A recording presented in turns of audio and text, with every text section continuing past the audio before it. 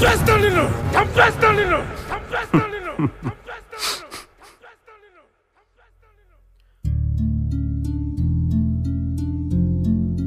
Car driver మీ కూతురు ఎందుకు చేసుకోకూడదు మీ దగ్గర థియరీ ఉంటుంది. ఓ కోటీశ్వరుడు కూతురు మీలాంటి చెట్టు కింద ప్లేడర్ని ఎందుకు చేసుకోకూడదు వాళ్ళ నాన్న దగ్గర థియరీ ఉండకూడదు.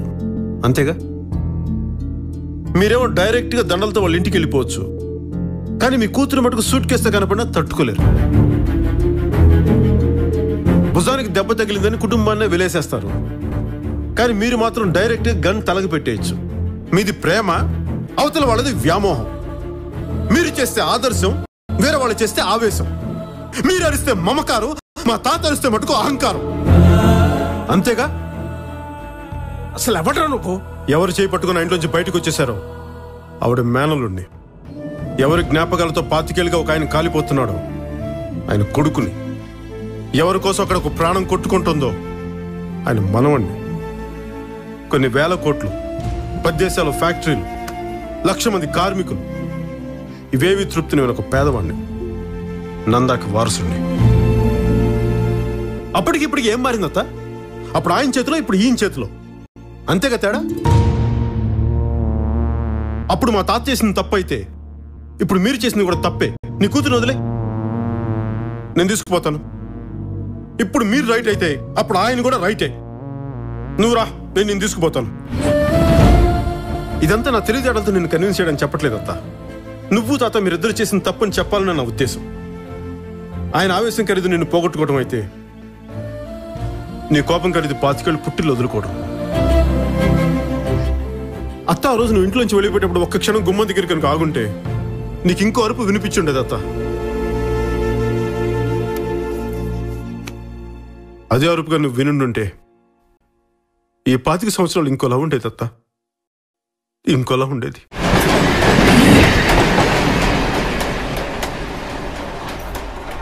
మావయ్య చేతికి దెబ్బ తగిలిందని తాతయ్యని వదిలేసావు. మా అమ్మని చంపిన తాత నేనేం చేయాలత్త?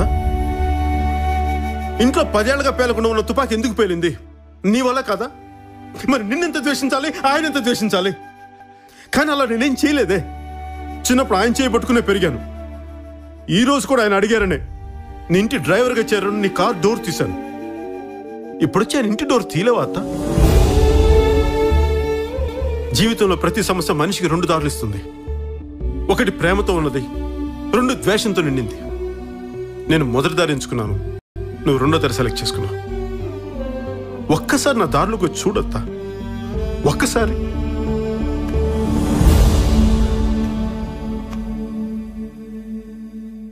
చిన్నప్పుడు అమ్మ ఎందుకు లేదో తెలీదు, నువ్వెందుకు రావో అర్థం కాదు. చాలా కోపంగా ఉండేదత్త. కంటికి కనిపించిన శత్రువుతో బయటికి కనపడి యుద్ధం చేసేవాడిని అత్త, బయటికి కనపడి యుద్ధం చేసేవాడిని.